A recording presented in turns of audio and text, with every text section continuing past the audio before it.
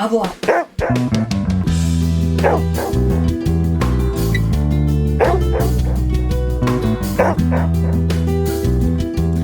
All right, everybody, welcome back to another episode of FitPet Boston Talks. My name is Leah Lodato, and I am the host of the show. Today, I am joined by my spouse, Lori. Hello. And our friend, Shauna. Hello. Super excited to have Shauna here today. It's been way too long since I have seen you. You've seen Shauna more recently, right, Lori? Yes. And talk. And send Instagram memes to each other. Regularly. Which means you're basically best friends. We're wicked close. Wicked close. Okay. If you're brand new to listening to the podcast, thank you so much for your listening ear. It does mean the world to us that you've chosen to sit down and listen to us talk about dogs. Historically, this podcast has interviewed local Boston area dog handling professionals, and we have sat down and chit-chatted about our lives, dogs, and careers, which has been super fun. When I'm not doing that with somebody, Laurie and I will do deep dives on specific dog training and handling topics, or we will just update everybody on what's been going on with us regarding our dogs, which you seem to enjoy. So thank you very much for listening to those episodes as well. Super excited to have an interview because it's been quite a while since we've had somebody brand new on the podcast. But I was just wondering, maybe before Shauna introduces herself, Laurie, if you could just talk a little bit about how we know Shauna. I met Shauna at Bite Work. That was the first time. We became fast friends after that. Mostly because we're chit-chatting in the corner. Laughing at and our making Rottweilers. fun of everyone. Yeah. And Shauna has a Rottweiler. So Rottweiler people tend to gather. We do. Because we understand each other. It's a certain type. Yes, your dogs do look very different out there on the field versus the, sharp-looking herders. Yeah. It is a bit different of a picture. Those German Shepherds and Malinois, and then our two stumpy dogs come out with their fat heads, and then after a couple bites, they're like... Meanwhile, the Malinois and Shepherds are like, let's go! They never shut up. Very true. What's the name of the club in New Hampshire? I always forget. Granite State Working Dog Club. Granite State Working Dog Club. Mm-hmm. Cool. Mm-hmm. So yeah, that's where I met Shauna too. I think back in 2020 when we started going, we had nothing to do. So it was a lot easier for us to get up there on a Sunday. Was that when we were indoors? When I first met you guys? I thought I met you guys indoors. I don't know. That first, I think it was right after COVID when people were first coming back out again. I think it was definitely we were outside. I swore it was indoors the first time, because it was the first time I had ever done Bite Work with that whole group. And I remember seeing you there, yeah. So I had met you right when you started? Yeah, I had done Yes. I had just gotten psyched. I had started with another trainer for a few months, but then my friend had moved away. She was the one who gave me the dog. She was the one who had gotten me involved at all. And then she moved away, so then I wasn't going to go work with her friends that I didn't know. So then I didn't do anything. I'm sorry, your first Bite Work dog was? Yes, Psych. Yeah. And then I was trying to do it with Gunther too, because he was there. Well, why not? Yeah, and he's so cute and funny. So, but the first time I met you was the first time I had even met any of them. The first time I'd met Claudia and Steve and anybody. It was that first day. I remember now because Allison said, "Oh, this is my friend Shauna." Yep. And Allison was there. Yeah. Yep. All right. Allison with the Rottweilers. Yes, who's been on the podcast if you've been listening. Mm-hmm. So Granite State Working Dog Club. I think we started going in 2020 because we didn't have a lot of work, and so it was really easy for us to get up there on Sundays because I have a lot of pictures from that fall.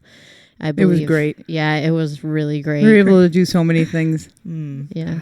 Now it's really tough for us to get away on the weekends for that length of time. You guys are so busy. Well, by the time we get up there, it's an hour and 15, and then we're there all day, and then it's the whole day. It's the whole day. It's a big commitment. It is a big commitment. So can you talk?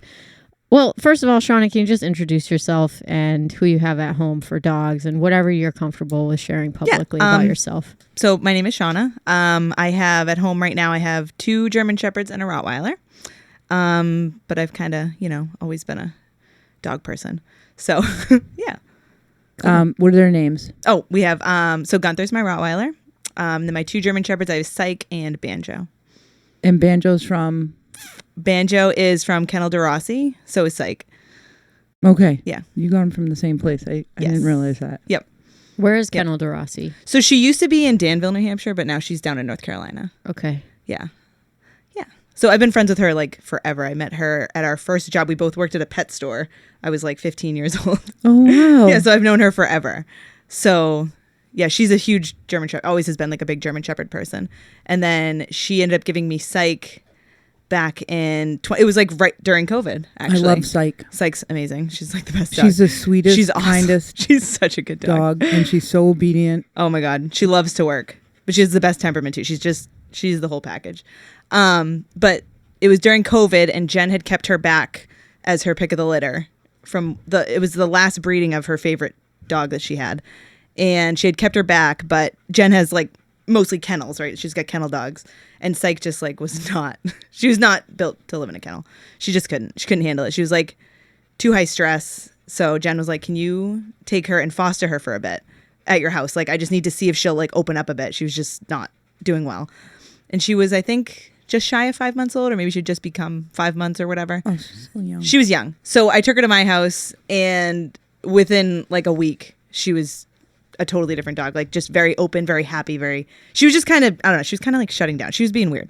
So she was great. And I was like, yeah, Jen, she's not coming back. So Jen was like, keep her, like, just promise you'll work her and she's yours. Was she, like, what translates to not good in the kennel? Because to me, that means she was like very stressed. It was too, because there was other dogs out there, they're all barking, they're all crazy. She was wicked stressed. She'd like crouch on the bottom of the kennel. Like she was just. That's not even her style. Like when you meet her, she's very happy-go-lucky. But it was the environment. She couldn't handle it. All right. So when you say kennel, you're not talking about a bunch of crates. You're talking about actual kennel runs. Like outdoor kennel runs. Yeah. Which is I think for city folk, it's a totally different idea of how to take care of dogs. Yeah. Yeah. And that's reality for a lot of people and their property and how they're breeding and raising the dogs and stuff like that. But yeah, I mean, she had like she lived in the woods and lots of land and property, and she had a lot of dogs. So she gave them big kennel runs and so nice. But it's a different environment for the dogs to be in. It is stressful. All the dogs are always barking at everything, and it was just for Psyche, it just wasn't. No. She had a hard time with that. And where'd you get Gunther? Gunther he's an import, but I did not import him. I accidentally got an import. I didn't mean to get Gunther the way I got him. There's always a story. So yeah, so I had found. So this is like, I got Gunther truly before I really I kind of knew about, good breeding practices, but I didn't really know quite enough. I was kind of coming more from the rescue world before I got into Gunther. Was really he's my first purebred as an adult. Like I grew up with Rottweilers, but he was my first purebred purchase as an adult. And I thought I knew kind of what I was supposed to look for. Looking back, I probably wouldn't have gone through that breeder. But anyway, so I had gone, her mother, the reason I found her mother had bred one of my Rottweilers I had as a puppy. I mean, yeah, when I got a puppy when I was a kid from her mother, if that makes sense. And then she continued breeding Rottweilers. Her mother stopped breeding dogs. She continued breeding dogs. So I found her and I was like, oh my God, your mom bred a puppy I had when I was a kid. So that's how I ended up with her. And then when I was over there talking to her about a couple litters she had planned, Gunther was like sitting there in a pen out front, and he was so cute and his big fat head. And she was like, oh, he actually just got returned because the family, the family who got him, the kid was allergic to him. So he had just come back. And she was like, oh, he's actually an import from, why am I blanking right now? Not Germany, apparently. No, it wasn't Germany. It was, Czech? No. Eastern Bloc country. I'm having a brain fart. That's okay. Not from here, from Europe somewhere. Yeah, he was from Europe. I don't know why I'm having a brain fart. It'll come to me. So she was like, yeah, he's available because he just got returned. And I was like, and at the time I was planning on getting a puppy in 2 or 3 months.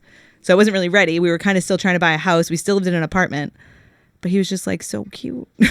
And I was like, and she had all his health testing. She had his pedigree.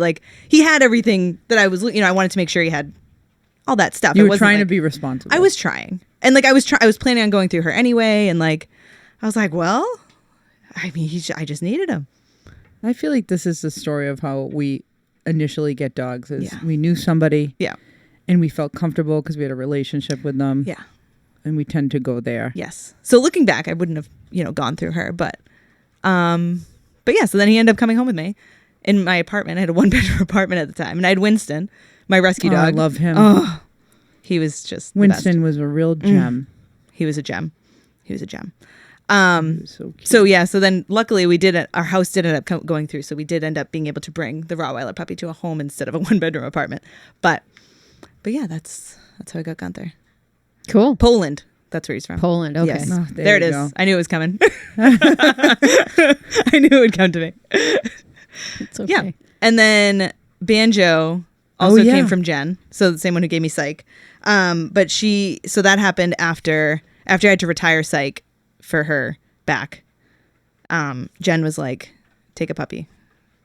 Have another puppy that you can work that won't be broken. We'll go into that later. She gave me another puppy. So that's how I ended up with Banjo. So before having Psych and Banjo, had you been involved in dog sports and bite sports before? So with Gunther, I did, I tried to get into like some AKC stuff. Mm-hmm. I had done a little bit of conformation with him. I had found Allison. I forget how I found Allison. Probably because she's the only one around. She was like known for, right. She was known for doing, show handling and stuff. And I think, I have another friend who knows Allison. That's how it happened. And I was like, oh my God, I want to like get into conformation. That seems like fun. And so I got into a little bit of conformation. Allison helped me with that. And then I kind of tried a little bit of everything with Gunther. We did some obedience. We did some rally. We tried dock diving. He never really went too far with that. We kept trying, and he just, I was like, I don't think this is for him. So we tried quite a bit of things, and then when I got Psych, I also tried bite work with him and stuff. So we just kind of dabbled. We never did anything like super serious, but more so like just for fun. Gunther really, especially when he was younger, he like really wanted to do stuff. So we were always like taking classes, just dabbling. But never anything like super serious. And how old is he now? He is going to be 8 in February. Okay. Yeah. So he's the same age as Buddha. Yeah.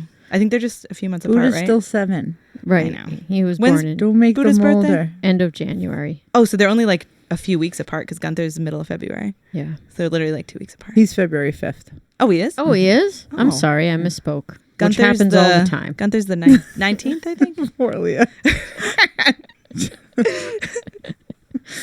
That's awesome. So it really was just your curiosity in dog sports that got you involved because you had these dogs and you knew that they were capable. They want to do stuff. And you just figured it out. Yeah. I mean, even when I was like a little kid and I had my dogs, like I was always like trying to train them and do stuff. Like I was little and like I would ask, I had a German Shepherd when I was little too.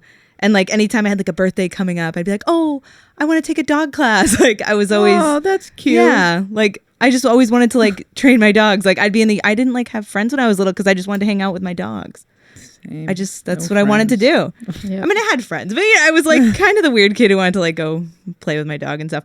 But yeah, it's just what I always liked to do.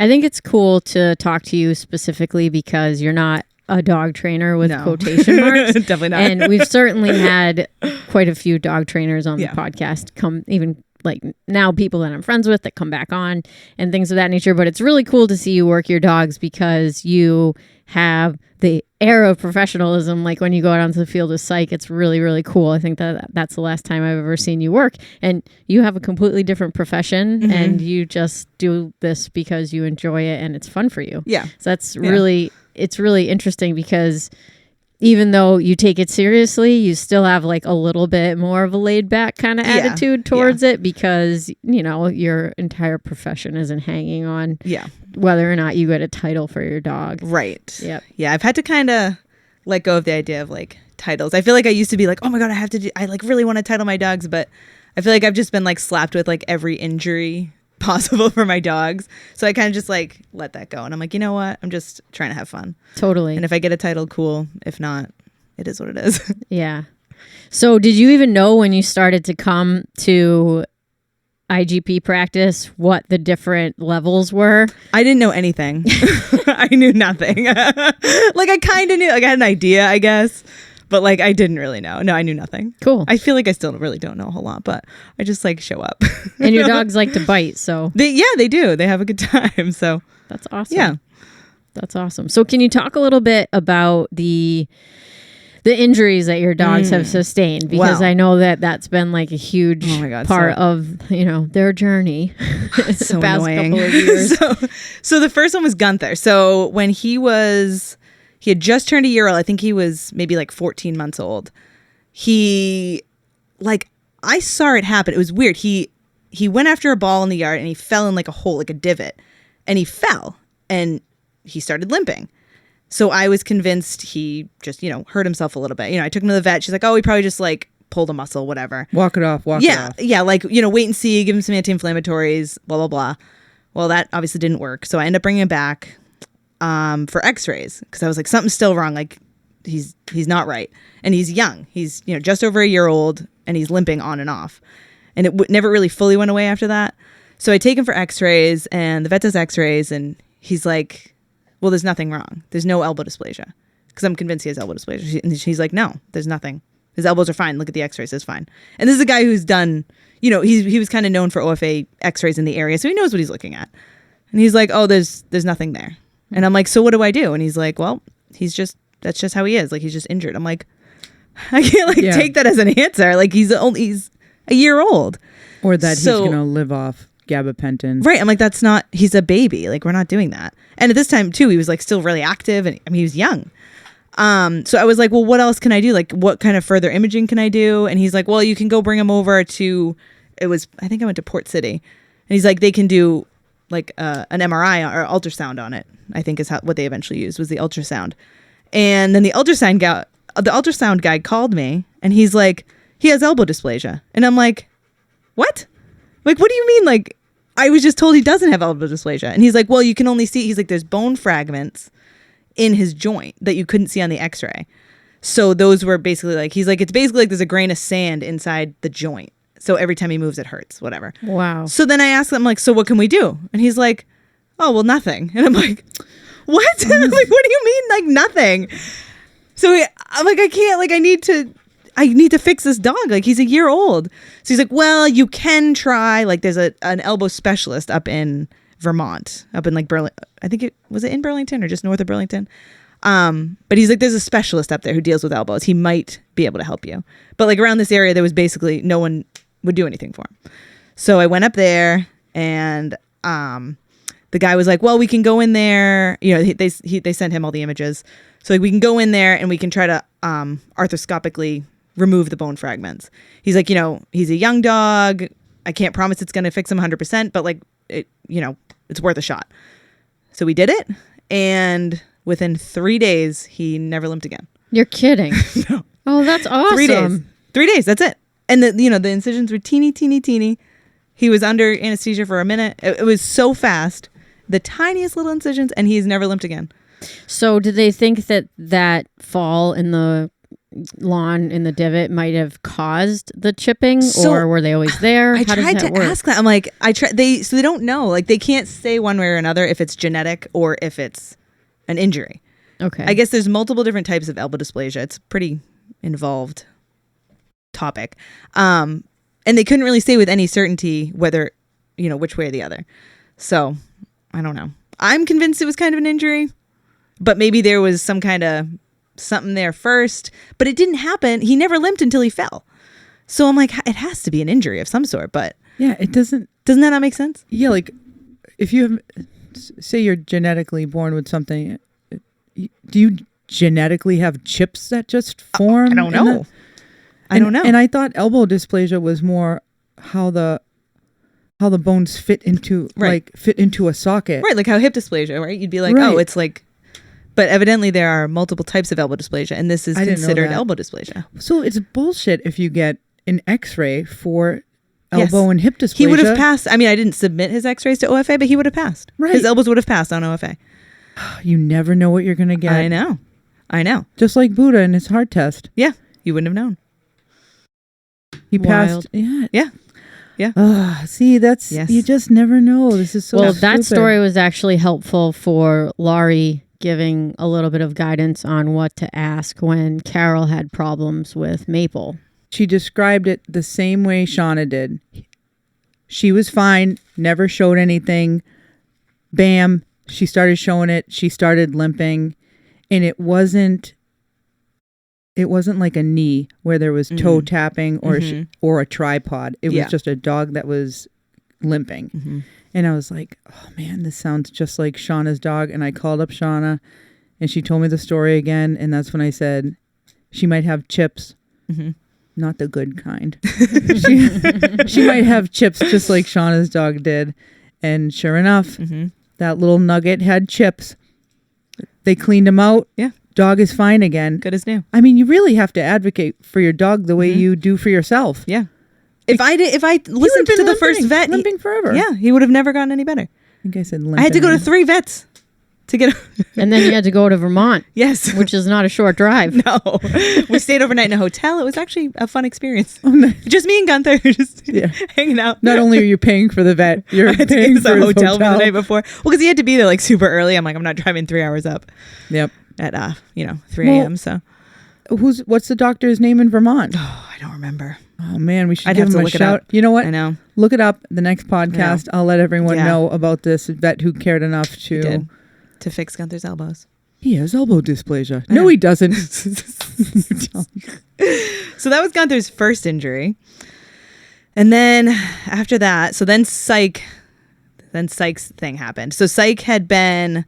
It's weird because looking back, there were a few signs beforehand. Okay, hang on. How old is Psych now? So Psych now she'll be 6 in November. Okay. So this happened. So looking back, there was a few times where she went kind of lame in the rear, like not fully, but just kind of looked a little off. Like you could tell her gait was off, but she's also crazy. Like she runs 1,000 miles an hour. She runs into everything. She's crazy. Like she's bouncing off the walls. So I'm like, oh, she probably played too much ball. She probably, I don't know, hurt herself because she would kind of go lame, but like I said, it wasn't super obvious. It was just like her gait looked a little off to me. And I'm like, And then it would kind of resolve itself.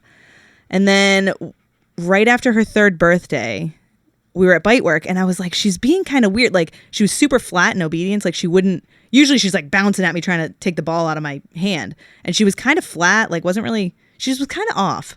And she was kind of like slow to sit. And I'm like, what's her issue? Oh, that's so I was like, I don't know what her problem is. And so before we came out for Bite Work, I told Steve, I'm like, she seems a little off. I'm like, I don't know what's going on with her. Let's just see like what she's doing. So he's like, all right, let's just give her like a short bite and see what's up. See if she wants to work. And unfortunately with her too, like even if she's in pain, she's gonna want to work. 100%. So we had to so Steve was like, all right, let's just like see what she does. And he just gave her a short bite. Like she was probably from you to me. And Steve just held the pillow up and she went to launch at the pillow. Oh. And she screamed and yanked her leg up and fell on the ground. And we were like, Oh, and no. that was that. So then we we try to get her back up and she's like, you were there for that, weren't you? Mm-hmm. Yeah, because you came over and checked her paw. You're like, has she got something in her paw? Like what? Because she just screamed. She just screamed and like that was that. Yep. So then I put her in the car and we were like done for the day, obviously. So I called my vet and we went in, we brought her to a regular vet and she was like kind of examining her. And again, Psych's like, she's so like stoic. She's not going to like, so she's like, manipulating her and she's like, well, she's not really doing anything. I'm like, trust me, she's in pain. Like she's not going to say anything, right? But she is like, and she's like, well, if I could guess, because I was having her like try to sit and she's like, from watching her, she's like, it kind of seems like it's like lower back. And I'm like, fantastic. Back issues, great. So she referred me to a neurologist in Massachusetts. I think it was like Massachusetts Veterinary Referral or whatever. And we made an appointment for an MRI. That's right here in Woburn. Yes. Man, oh, yeah. An MRI. So giddy up. Here we go. $6,500 for an MRI for a dog, in case you're wondering. Get insurance, people. Get insurance. So I bring her in to the neurologist and the lady again was like, she's like doing a physical exam and she's like, well, she doesn't seem like she's in pain. And I'm like, she is. Like, trust me, she's in pain. Like, no, we had tried before we went to get the MRI. We had tried like, of course, our vet was like, well, just try anti-inflammatory, see if it goes down, blah, blah, blah, blah. Because they want you to like try this stuff first. So we had tried it for a couple weeks. Obviously, no improvement. And so then the lady's like, oh, I don't know. She doesn't seem like she's in pain. I'm like, she's in pain. Trust me. She does the MRI. She calls me and she's like, yeah, she has a bulging disc in her back. So she has, like her spine has a weird deformity. She basically has an extra vertebrae at the bottom of her back. Oh, wow. In between her last vertebrae and her pelvis, there's an extra vertebrae, but it's only like half of a vertebrae. Like I'd have to show you the x-ray. Have I shown you the x-ray? Uh-uh. Oh. You should send it to me so I can put it up on our Instagram story for the podcast. I will. People can see it. Because it's pretty wild. So it's called a transitional vertebrae. And like they do x-ray. Like if you do OFA hips, they'll note it. If they see a transitional vertebrae, they will note it at the bottom. So when she had her prelims done, they did note that she had a transitional vertebrae, but I had no idea what the heck that was. And I asked a few people. I was like, do you know what this is? And people were like, not really. Like, I don't know what that is. It's becoming more talked about in the last few years. Like, I actually know a ton of people now who've like gone through this. But at the time, like, I didn't really know what it is. The vet didn't know what it is. Like, everyone's just kind of like, oh, it's just like a thing. Like, it's just like, whatever. It was weird how it wasn't really made a big deal. So then I'm talking to this neurologist who finds the bulging disc, the slipped disc at that vertebrae. And she's like, well, because she has this transitional vertebrae, it makes her more susceptible to a slipped disc because her back is off balance. Like if you look at her, she's crooked. Like her whole thing's crooked. So it basically... Her whole thing is crooked. Everything's crooked. Like you got to see the X-ray. If you're looking... So if you're looking at the spine, it's kicked off to... It could be like, to the left or the right. Yeah, she's like kicked. All right. Yeah, literally tilted. Like her whole pelvis is tilted. When they did her x-rays, like they couldn't even pull her straight because she's just crooked. So it's like when I track, I can never make a straight line. It kind of veers off. Maybe you have one too. That's what it looks like. Yeah. You can see it when she runs. Like when I have her, if I put her on the treadmill, so you can like look at her straight on, like jogging, her rear is like...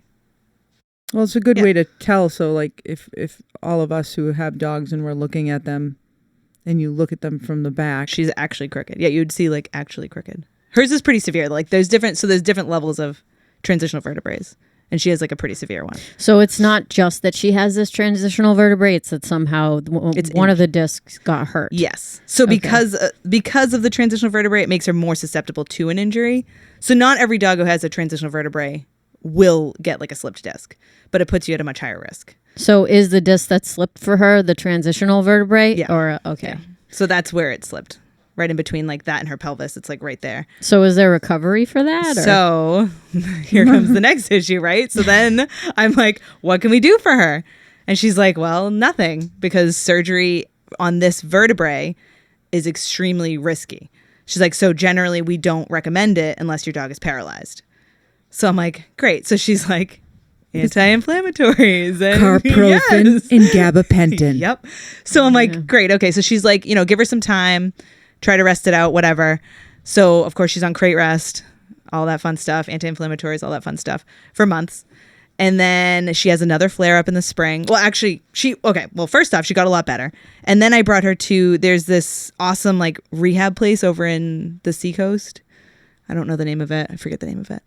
So I brought her there to get her, like, evaluated before I brought her back to work. I'm like, can you, like, do a full evaluation of this dog? She had an injury. I want to make sure she's okay to bring back to work. She wanted to go back. She wanted to work. And they looked her over and they did some testing on her. They're like, oh yeah, she's moving great. Like, I think she's fine. Like, bring her back to work. Go slow, but let her work again. And I brought her back and she did bite work for a little bit, maybe a couple sessions. Yeah. And she was all right. And then she wasn't. And that was that. And I was like, shit. Now, did she get her BH during that time before she wasn't again? She got her BH before she had her first injury. Okay. She got her injury that fall. So she had gotten the BH, I think it was like that spring. And then in the fall is when she blew her back out. It's just back injuries. I mean, even with people, right? We're constantly hitting a roadblock where we pull something and we can't move. Yeah. So after she went back to bite work again, she hurt herself again. It wasn't at bite work that she hurt herself. I think it was like, honestly, in the yard or something. But once she got injured again, I called the neurologist and she was like, again, like, no option for surgery, blah, blah, blah. So I call another neurologist to get a second opinion because I'm like, listen, like, she's like out of the last 6 months, she's only been normal for like a few weeks. And then if I do anything with her, she hurts herself again. So I bring her to another neurologist. She does like more imaging on her. She gets the other images that they took. And she, again, agrees with the other neurologist. And she's like, it's just too risky of a location to do the surgery. She's like, if it was higher up in her spine, she's like, then we could talk about it. She's like, but because of where it is, she's like, it's so risky to do surgery that we don't like to risk it unless they are like already paralyzed, because we could paralyze her by doing this. Gotcha. So she's like, if she gets worse, we'll operate. Otherwise, just like keep her like this. And I'm like, she's like, but at this point, she was, she's great now, but at this point she wasn't that good. Like she still was pretty. Her quality of life. It was not good. You couldn't really let her do anything. It was pretty bad. So I looked into a chiropractor for her, and the chiropractor was like amazing. We saw her in the beginning. We saw her like every 2 weeks, and then we saw her for about a year, and she got psych like pretty much back to normal, like as good as she's gonna get. The chiropractor really made way more of a difference than any of the meds did, than anything else did, and now she's practically normal. I mean, you can see like she can't do. There's still a lot of stuff she can't do. She can't do any jumping. Like she can't jump in the car. She can't, do anything like that. How do you stop her in the yard? She doesn't really jump over anything in the yard. Okay. Yeah. And like she runs. If you throw she a can ball run for her, do you just get it out ahead of her? We don't really throw a ball anymore. Yeah. Okay. Yeah. So you don't even let her out if you're playing with Gunther? No. Well, she's a bully anyway, so I don't really let her. Okay. Do it. If the boys want to play with a toy, Psych has to go away because she will bully them and take it. Yeah. So, but no, she can like play with a toy. You can like throw a ball like a few times, like not very far, but like you can't like whip it and like play with her anymore because she'll hurt herself. And jumping on the sofa or she's fine with that. That's low enough. Okay. It's like a high jump, like, and she doesn't jump on people anyway, so like didn't have to stop that. So that was fine. So she basically but she can run, she can do any of that. It's like the quick turns or the jumping that will affect it.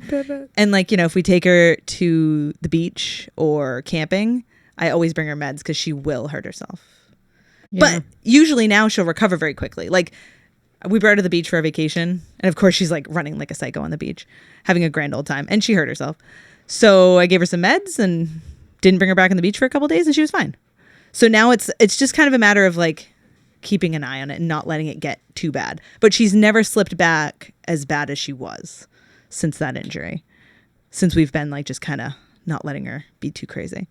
Yeah, a lot of management probably. A lot of management, but she's okay. She's okay. She's doing really a lot better than, there was a point there where I was like really worried that, she wasn't going to recover at all. It was bad. I was worried about her. And she was young. She was only 3 when it happened. Yeah. So it was bad. Nightmare. And she's a wicked high drive, super high energy, like a lot of dog. So keeping her on crate rest for like 6 months was torture. Sure. So then after she recovered from that, I get that she might have still been like going through some of that. And then Gunther blew his CCL. Damn. So he went out in the yard during the winter, of course, and like booked it across the yard. I don't know what he was doing, but he booked it across the yard, fell in like a snow hole, and blew his CCL completely. And I think that, no, you know what? I think that was like a few months. So Psych had busted her back in like November, and this was like January. He blew his knee. The thing with Psych though is I feel like neurological issues or spine issues are kind of easy to call. Yeah. And hers wasn't. No. She had a hard time because what do we look at? First we do nails, then we do paws, then we do knees. Yeah. Then we look to see if the slow sit always bothers everybody, right? Yes. But we always say it's the hips when that happens. Right.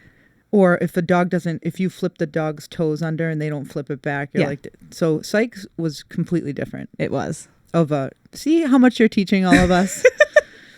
All my injured dogs. Did you look at the dog from the rear, looking straight up towards the head? You can't just look at the side and watch the gait. Yeah. Right. Yeah. But we look at all that stuff. Yeah. The paws turned in. Do they look like, a weightlifter in the front with those bowed elbows? Those dogs are screwed. Oh, yeah. Yeah. Okay. Sorry. So now Gunther decides to blow his CCL. So he blew his CCL. Something else. And that was like a full blow. It was not a partial tear. It was he was bearing no weight on this thing. Oh no. Oh, it was gone. It was gone. And he has trouble at the vet. So bring him in for that. They were like, oh boy. So we had to knock him out. And then she's like, oh yeah, that thing's gone. You're going to need surgery. And I'm like, great. So Gunther at the vet getting surgery was not fun. But honestly, finally you walk in and they're like, this is what it is. Yeah, it was so easy. Yep, this is what it is, and we're going to fix it. Completely blown. You need a new one. So that was another like almost $8,000 for that. Dang. Yeah. Yes. So that was a good time. But pretty straightforward, right? Just a CCL. You bring him in, he got his TPLO, and that recovery was way worse than I expected. Really? Yes. Have you guys haven't dealt with that, have you? I have had a No, lateral. my client, Marley, she is a larger bully. She got it done I want to say like a year and a half ago. Yeah. And her owners were very good about keeping her like on, they were so cute. They had the medication and the kids had to like give them medication. They had the calendar and there was a big sign on the door. Marley cannot run around. Yeah. And they were really good about it, Good. but it took a long time. Yes. It was very long. Yes. And you have to be really judicious about, because I was walking her during that entire time just on a leash, letting her go poop and pee and then immediately back in the house. Yeah. There was there wasn't even extra going around the block. No. Really, because I was terrified that something was going to happen to her. And it was that way for months. It took way longer than I expected for him to recover from that. It was rough. It's a pretty intense surgery. I did some lateral suture surgery on Seamus's knee, my pit bull, and he just doesn't handle pain at all. Aww. So he would just lay in his crate and cry. Stop it! He's that was a while, and we had to. I remember to get him to bear weight on it after the surgery. I went up and down my hill every day. Yeah. Probably like 3 times a day, just once, just so that he would, only on a slope would he put his toe down and then put his paw down. And then with another Rottweiler I took care of all the time, she got 2 TPLO surgeries. Oh. And let me tell you, that dog, when she came out of, the back room, she had a bucket on her head.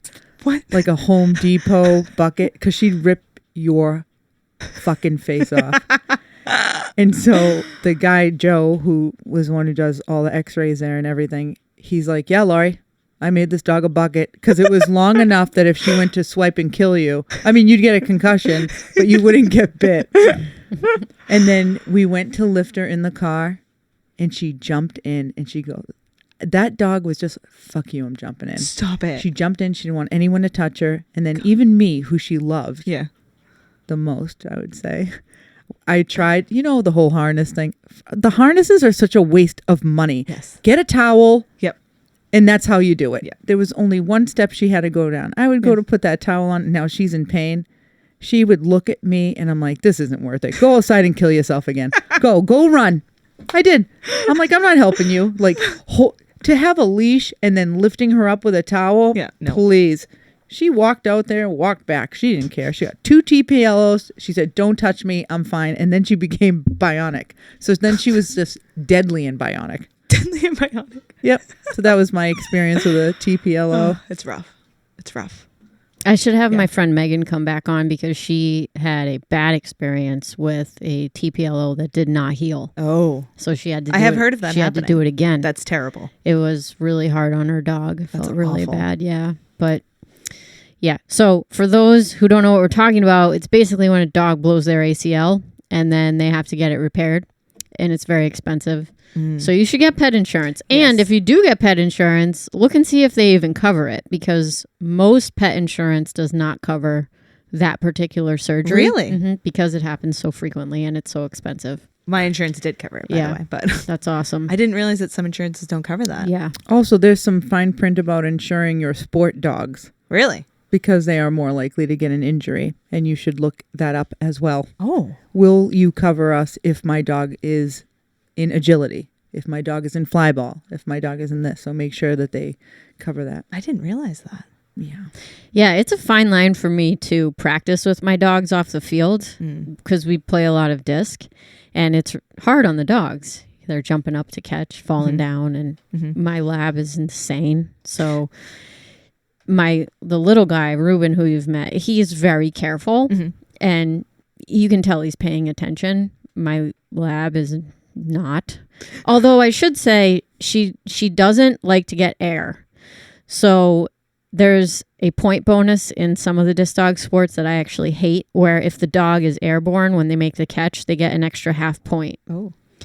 So, you kind of want your dog to do that. Raven will do it very rarely. You see the pictures. She's just dragging her feet a little bit on her back feet a little bit on the ground. And I like that because in my mind, I'm saying to myself, she's being a little careful. That's good. I think it's good. Yeah. Yeah. I'm like, do it. That's great. You know, and when she lands, it's hard because they're landing, but she looks okay. But I get really nervous practicing with her during the week when we're not playing in league. And I don't practice with her very much. I take her out a couple times, few throws, and then I switch to a chuck it just because it's so much safer for them to be jumping. Yeah, that makes sense. And I think some breeds are just meant for it, you know, like the really lightweight dogs that are like your border collie or, you know, and then they mix the border collie with like a mini Australian shepherd and you get this nice little 30-pound dog that can get, you know, 6 feet in the air and land and no problems. Land gently. Yeah, but we have shepherds. There's a fellow that comes. I think he came to Biteworks. His name's Jackson. He's got 3 female shepherds, and he plays Frisbee. Okay. And his dogs are they're very good at it. Yeah. Extremely good at it. But when we're awesome. watching the big dogs, I think in the back of all of our minds, we're always like, ooh, ooh. You know, a little nervous. Those catches. You don't want them to get hurt. No. So scary. So what about Banjo? Has he had any issues? Banjo has actually, well, besides his porcupine incident, he's been fine. Okay, it's been more than one, right? No, it was just one porcupine incident. Okay. Yes. What happened there? Well, we have this awesome field behind our house. Like, walk through the woods and you get this beautiful open hay field. So I bring my dogs out there all the time. And, you know, they're on their e-collars. Overall, they have good recall anyway, but, you know, always keep an e-collar on for emergency situations, such as a porcupine. Are you listening, people? And, well, Banjo blew right through that e-collar on 100. On 100. On 100. Good. Yep. Good. Yeah. Blew right through it and went after that porcupine. And I don't know what he was doing with that porcupine, but those quills were everywhere. My God. They were on his face. They were on his side. They were on his thigh. They were on all 4 of his feet. I don't know what he did to that porcupine, but they were everywhere. He was wrestling. Yeah, he was wrestling with the porcupine. So he's like, oh, you like it rough? I just like it's everywhere. They were everywhere. They were everywhere. Remember I sent you a picture and you asked me if he was tap dancing on the porcupine? So of course I had to bring her to the emergency vet. Wait, you have all 3 dogs in the field when this occurred? No, I only take 2 at a time.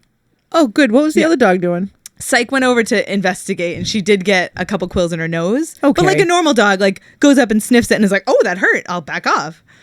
Not Banjo. Not Banjo. He he's getting nailed with the quills and the e-collar and still did not retreat. Eventually he did, but like not. I don't know which. I'm like, was it like the smash in the ribs? Like, what was the final point where he was like, okay, I think I've lost. Like, I should probably go back to mom. I don't know. I'd say common sense didn't play a part in his I'm just trying to figure out like which quills were the final straw for him, but I don't really know.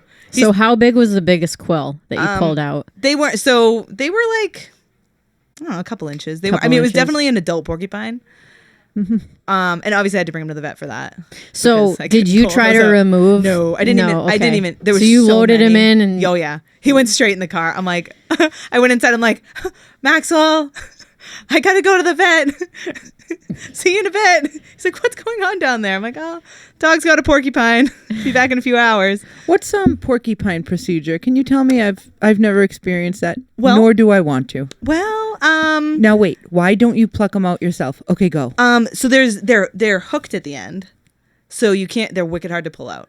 So they're like barred or something. Like there's like a thing inside that like hooks in there. So if you go to yank them out yourself, it really hurts the dogs. So you don't want to. I mean, if your dog got like 3, you could probably yank them out. Like Psych, if Psych was the only one who got him, she literally had like 4 in her nose. I could have pulled those out. The vets like didn't. I just held on to her and they just pulled them out. But Banjo had to be sedated because there were so many of them. I mean, there were so many.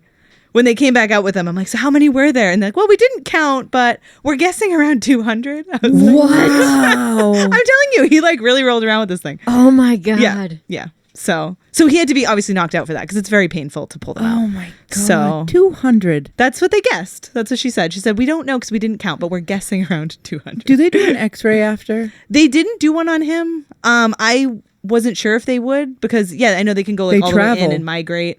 But they didn't for him. I don't know. And you were I don't know like, if every vet's a little bit different. let's roll the dice. I was just like, if it travels, it travels. Yeah, I'm so tired. I don't know. But I mean, they're like, we think we got all of them. We don't think like. How long did it take them? I don't remember. Maybe like it wasn't too long. Maybe like half an hour. Well, because he's totally knocked out. He was knocked out, and they had just... multiple vets, like in multiple techs, and they're yanking him out. So it was probably like, I don't know, 20 minutes, half an hour that he was back there. It wasn't very long. Probably more like half an hour. But there was multiple people just like, bing, bing, bing, bing, like pulling them all out. So tell me, when you go back to the field now, what does your PTSD tell you? Banjo's now on a long line with his e-collar. A long line with his e-collar? Yes, in case I need to grab onto a long line. And you've never gone that high before? He's had to go that high before for the chickens too. He has wicked high prey drive. He killed a chicken. He's killed a few chickens. Yummy. Yeah, he's gotten a couple. Yeah, he has really high, way higher prey drive than my other dogs. Now, does little Lincoln, like, is he like, oh, there goes Banjo again, killing a chicken? He has witnessed one chicken murder, but he was really young. But he does still talk about it. He's like, oh, remember when Banjo killed the chicken? I'm like, that's good. So he does remember. At least he's not scarred. He's not scarred. He. I don't think he really knew what was going on. He just saw Banjo chasing a chicken. I think he actually thought it was funny at the time. Laughed about it. He was like really young. He's like, oh, he's chasing the chicken. Ha ha. He didn't like, it wasn't like a bloody, gory murder. It was more like Banjo just catches them and then they're dead. It's not like he like tears them apart. It's just that prey drive. And then once they stop moving, he's like, oh. Full bite. Yep. They're dead. And he's like, well, now it's not moving. I guess the porcupine didn't do that. No. That's the porcupine kept fighting. The porcupine. That was wild. But, wow, what a great story. I really hope that some of our clients listen to this because, we work with people who have pet dogs and sometimes I don't think that they believe us because we technically have working dogs, right? But they're not like that. Right. My little Raven she would just never. Yeah. I mean, she's high drive and that she has a lot of energy, but when we're doing field work training, if a bird doesn't die all the way when they're doing the training, like she has trouble wanting to go get it. Oh, she doesn't have that edge to her really.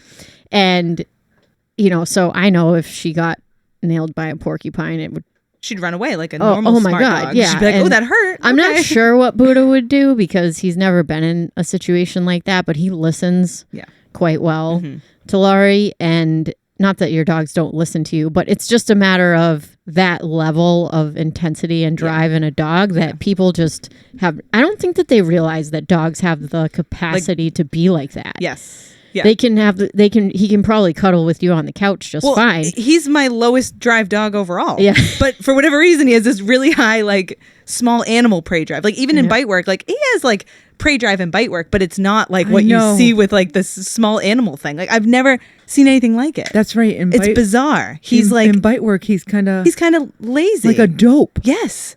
And like, he'll play, but it's a game. And, like, when he sees, like, a small animal that he wants to kill, it is, like, a totally different...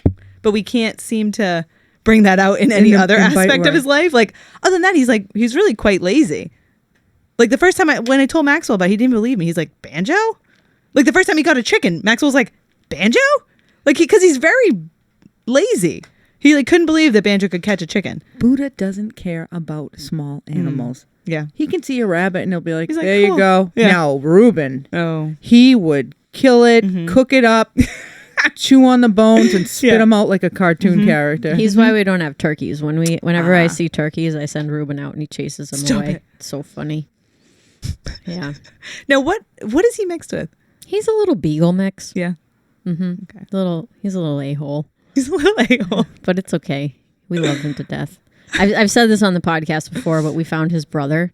So, you did? Yes. So I contacted the woman. I stalked her on Facebook. I found on the rescue pictures of the dogs that got rescued around the same time. Yeah. And I saw that she had commented on the picture. And so I sent her a message on Facebook and I said, hey, I know it's 7 years later, but I have this dog's brother. And I said, I'm just curious, like, how's he doing? Like, what's going on with him? And the lady just sends me back one line and says, this dog is a dick. And she was so funny, and she was just telling me all about the dog, and he just has a lot of, like, Ruben is a primal dog. Like, he would be a really good dog for somebody new to study because he gives all the right signals that you read about in books, as far as like over arousal. He's annoyed, he's being submissive, he's trying to be dominant, this, that, and the other thing. But yeah, if it wasn't for Lori, I think that he'd be a lot more spicy than he is. Yeah. I definitely do, because he just, if he was out alone on his own, he'd survive. Yeah. That's how I describe Ruben to people. Oh, that's funny. You know, he's little, and I think the problem with that particular litter, because there were 3 or 4 puppies in that litter, they were so cute that I can see how if one of those puppies went to a family, they would completely fuck it up. He was so cute. Like, because I've seen pictures of him when he was a baby. You wanted to cuddle and hold him, and he was so cute that and he was potty trained basically from when we got him. Oh, wow. He never went to the bathroom in his crate or inside. Easiest bathroom training dog we have had. That's amazing. We were keeping him in the crate and doing all the crate training stuff, because like we know what to do in order to not create bad behaviors. But I can see how if he was with another family and they gave him too much freedom and he wasn't managed properly, it could turn into a little bit of a nightmare, because he didn't do anything bad when he was a puppy. Right.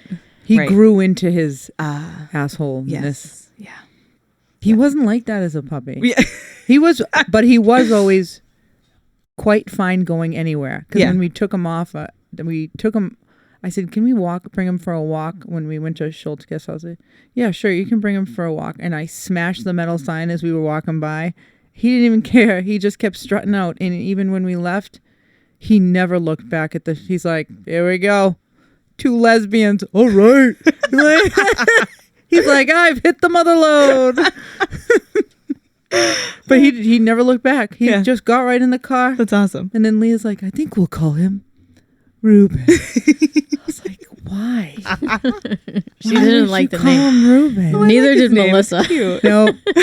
Then we just started calling him like the sandwich. The sandwich. It's just like, I don't know. And it's funny, his brother looks a lot like him, but he has very different colors. Oh, really? Yeah, he's not black at all. He's white with like brown spots. Really? I think the mother got around. But they have the same like floppy little triangle ears. It's so cute. I had such a good time talking to his brother's mom. She does a great job like managing the dog because she has other dogs. She has boxers, and the dog bosses them around. Of course he does. Yeah. That's so funny. Get in line. Yeah. I'm like, oh my gosh, that's so hilarious. But it was funny to connect and kind of see they're very similar. Yeah. The way that she was describing the genetics are wild. Yes. Wild. You cannot discredit genetics. Nope. The reason I never had a child. Can you imagine? Let's spread this around. Stop. She's positive. Lori, always this self-deprecating. It's terrible. Anyway. But you laughed. Because the way you say it is funny, but not what you're saying is funny. That's why. Anyway, so with Banjo, are you continuing on the path of working with him at Granite State? Yeah. Have you been going? Yeah, so we've had a busy summer. We have not done a lot of training this summer. We've just been busy. I mean, I have a 3.5-year-old. Yeah. So, and Banjo's like, I mean, he's a pet first. All my dogs are pets first. You know, like they're my pets. We do sports for fun, and, you know, my kid's young. So weekends are kind of becoming more like, you know, we're going camping, we're doing family stuff. And I have to do things with my kid, you know. Absolutely. So training's kind of taken a back seat, but we did go, you know, we go here and there when we can. Yeah, when we awesome. can. So I bring him when we can. We're obviously like progressing quite slow. Plus he's a show line, so he takes a lot longer to do these. Like, he's not Psych by any means. Like Psych was like very, like, she catches on to everything really fast. She's super fun to train, super easy to train. Like, she's like a straight shot. Yeah, she really was just perfect. And then Banjo's kind of like Gunther, like very slow to mature. It's been, I feel like I'm training a German Shepherd version of Gunther. I'm like, oh God, what have I done? So it's a lot slower. But you know, he is fun though. He's very entertaining to watch. So we still do it, but we're not super serious. Who do you work with for like obedience training? How did you learn how to create these behaviors and practice them and learn tracking and all that stuff? Well, so the club has helped me with a lot with like all the aspects of like IGP. But for like regular dog stuff, I feel like I've been to like every training place in my general area. Like I started with Winston. So I adopted Winston, and he was like, that you couldn't teach that dog obedience. Yeah. He was just Winston. He was like the floppiest, like goofiest. The only thing I really wanted to teach that dog was to come when called. Like he was just, and he was a pit. Yeah. He was a pitty mix, and he was like oh my God, just the most perfect dog in the world. So I adopted, he was my first dog as an adult. Like I had dogs when I was a kid, and then my parents divorced, and then nobody had any dogs after that. There was like no dogs allowed. So when I became an adult and got my first apartment, within a month, I was like, I need a dog. So I got Winston, and he was like, I took him to All Dogs Gym over in Manchester. Oh yeah, because that was like the closest. Yeah. Yeah, I love them over there. So it was the first place I went with Winston, and we got like nowhere because he didn't care about treats. He didn't care about toys. Winston cared about nothing. He just wanted to like sit with you. Like he just wanted to be with you, and that was it. He just wanted to cuddle with you, and that was that. You could like throw a steak at him, and he'd be like, he just didn't care. He did not care about anything. But he was like he just wanted to be with people. That's all he wanted to do, was just like chill and be with you. Fine with me. Yeah, so we took a class, but we didn't really, get much accomplished. But I learned stuff watching other people with their dogs. And then I ended up going somewhere else with Winston because I was like, okay, like he's obviously not motivated by anything in the world. And like I said, I wasn't like trying to do sports or anything with Winston. He was just my pet, and I just wanted him to have basic obedience. And I couldn't figure out how to do it because he wasn't motivated by anything. So I went to this lady who was like known for e-collar training in our area. So I was like, I just want him to come when called. So she was trying to teach me how to use the e-collar, but I very much did not agree with how she did it. So I ended up leaving her after a few sessions because I was not happy with the way she did things. Excuse me, was this your first time using an e-collar? Yes. So that's why I was like, okay, I'll go to the lady in the area. Yeah, this is my first ever experience with an e-collar. And it was not good. She's not the way you're supposed to do it. But you didn't even know then. But good on you for saying, I don't like this and I'm leaving. Yeah. I knew nothing about an e-collar, but I just was like, listen, no, this is not right. So I left her, and then I was like, well, I'm gonna have to figure this out on my own then, because I didn't know anyone else who knew how to use one. So of course I hop on YouTube and start watching all the e-collar tutorials, and I'm like, I'll just do it myself. And it took me a long time, but then I did it successfully, and he knew how to come when called. And then you never really needed his e-collar ever again, actually. I mean, I'd keep it on him, obviously, but he never used it. Like, it was just on. But yeah, that's the story of my life. Yeah, with dogs off the leash. Just keep. Once they get the picture, I'm not pressing any buttons. Exactly. Really, yeah. It was just dead. I would just put it on him dead, and he would just. We'd go camping, and I would just stick it on him, and he didn't know if it was dead or not. But he didn't care. He came when called after that anyway. So so that was that, and then. When I got Gunther is when I started seeing like other trainers in the area, right? Because I wanted to do more with him. I wanted to and he was a Rottweiler. I was like, he needs a lot of training. Like you can't really just let him be like Winston. Like Winston can just chill. He didn't really need all that extra structure and all that extra. So when Gunther was a baby, when I first got him, like all we did was sign up for classes. So we saw a lot of different places in the area who offered different classes. So with him, I had started also at All Dogs Gym. And then we also, I don't think I started with them. I think I did them he was a little bit older. I started at My Dog's Mind with him over in Hampton. They're amazing. I love them. Oh, that's nice. So I did puppy class over with them, a couple private lessons with them. And then All Dogs Gym had a class that fit into my schedule. So I took them over there, saw them. And then where else did I go with him? I went some other place local to us with him he started to have some reactivity. And I started seeing this trainer that supposedly was very good with that stuff. But again, I was still pretty new to all this stuff. He was still pretty young. And I saw that guy, did not like the way that guy trained. So I ended up bouncing out of there. Kind of going back to My Dog's Mind. They're awesome over there. There's another lady who worked with them for a long time. And now she opened her own place. I see her a lot.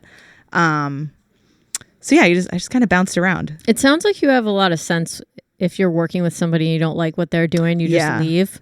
You have to. Which I think is really important. Well, it's hard if you don't know any better, how are you supposed to make that call? Right. So you almost have to have some sort of a sixth spidey sense about it. I feel like you have to like be observant of your dog. Like you can tell when your dog's like, when it's not right. Yeah. Because your dog will tell you. You know? Yeah. They're bummed out. You can just tell. You can see it. Yeah. Wise words. So yeah, but it's weird, like you said, like if you don't really know what you're looking for, if you're having trouble with your dog, you're a pet person, you got a dog that's giving you some trouble, you go on Google, find this highly rated trainer, because of course all these places that I walked away from, like they were highly rated, highly suggested, and then I go there and I'm like, oh my god. Well, and then terrified. Like, oh my god. And then if somebody's a first time owner of a shepherd or a Rottweiler, they'll be like, we have to be this way. And that's exactly. We have to be hard. Exactly. And I'm like, no. Right. Like, this is not, no. Yeah. And then you just make them really defensive. Exactly. Did this start your... So this was all before I even met the club. So this is before I joined the club, all these places. I forget where we were going, but is Winston the one who got you on your fostering journey? Yes. Okay. You talk about that. So, and then I want to and then I kind of want to talk about having Lincoln and having little Lincoln. Oh yeah. He's the cutest little boy you ever met. He's so friggin' cute. He's little cheeks. Cute. He's like a little dumpling. Her son is so cute. And what it was like raising dogs with your kid, being like, does this okay? Okay. So talk about rescue Lincoln. So rescue. So when I got Winston, I had a friend who was fostered a lot, and she had posted, I had Winston. I think I had Winston for a little while at this point. And, a friend of mine had posted on Facebook. She was like, she was fostering and she's like, oh, I really need someone to foster this puppy, blah, blah, blah. Like she was fostering one, but they needed someone to take another one, blah, blah, blah. And I was like, I feel like I could do that. And so I was like, I'll take the puppy. I'll foster the puppy. And I just like got into it. And Winston, I was not sure how Winston would do. I mean, he overall like liked other dogs and stuff, but I wasn't sure like how he'd do with a foster puppy. And like I brought this little puppy home and Winston was like, thank you for this gift. Like he was like he just like, you should see all these pictures I have of Winston. It was like these were all Winston's babies. Anytime I brought a new puppy home, he was like, thank you, mother. And he would just like take the puppy and just, he would cuddle with that puppy. He played with the puppy. Like it was like nothing I've ever seen before. And how old was Winston at the time? So he was a rescue, so we don't really know how old he was. We guessed he was like 4-ish. Okay, so he's a grown adult, mature dog. When I say he loved puppies, like I can't even tell you. Like he was so gentle, and like these, So I specifically fostered for this one rescue most of the time. I did take a couple other like random ones, but it was mostly this one rescue. And once the lady who ran the rescue, once she like figured out how Winston was, she would purposely give us like the fearful puppies, like the because she was like, Winston will bring them right out of their shell. Like I remember this one time, like we fostered this one puppy that like wouldn't let anybody touch it. Like it was terrified of people. It was terrified of everything. And so she's like, messaging. She's like, this puppy needs Winston. And like literally within 3 days, the puppy like came right out of its shell. Aww. I mean, it was still like a nervous puppy, but it came up to us. It was like, cause it was just following Winston, and Winston was like, come on, buddy. Like, let's go. Aww. It was amazing. So he would really like, he was awesome. He was a therapy dog. He for was. Puppies. Yes. For people too, though. I mean, if you ever met, you guys didn't get to meet him, but like he came to the salon with me every day. Like everyone loved Winston. Like if he would climb in your lap, like anybody. If you were sitting in a chair that he could fit himself into, he's in there with you. Like all he did was want to sit with you. Like he was just wonderful. See, and with puppies that was too. his like, gift. He was an angel. He didn't like food and he didn't like toys. But he was an angel. he wanted to help. Yes. He was an angel on earth. Like literally the best dog I've ever met in my life. You found his thing. So yeah, you have quite a range of personalities with your dogs. Oh, yes, I do. So interesting. Yes, I do. Yeah. But Winston, yeah, he was great. And I think what was it, like 23 or 24 fosters we had? Whoa. Oh, wow. Total. Jeez. Before, yeah. And I eventually stopped fostering because my dogs kept getting sick and I was like, I can't keep doing this. Like they got Giardia, they got like, I just couldn't do it anymore. I'm like, and Gunther was still pretty young. Like I had gotten Gunther and then I stopped fostering shortly after I got Gunther because he ended up like, we had a parvo scare and I was like, and he was vaccinated, but still like, I'm like, I have a young dog here. Like if I lose one of my own dogs because I'm fostering these puppies, like I will never forgive myself. Yeah, what's the point? So I stopped fostering shortly after I got Gunther. Yeah, because it was just too risky. Still, like, 25 dogs coming through. I think it was like 23, crazy. 24. We had a couple. Winston was weird with certain adult dogs, but again, like the lady who ran it kind of knew which dogs he would vibe with. So we did have a couple adult dogs, but mostly puppies. But there was a few like very shy, like adult dogs that she would throw at me too. She's like, I think Winston can help this dog. And again, he did. Like we had some weird, like this huge Rhodesian Ridgeback, and she was terrified of everything. Like she would not, when they had her, like they couldn't get her out of the crate, like nothing. And I brought Winston to go pick her up, and she like followed Winston into the car. And then she followed Winston into my apartment. She did hide in her crate quite a bit, but like Winston could get her like out for us. And one of my friends actually ended up adopting her. Oh. Because she was so sweet, but terrified of life.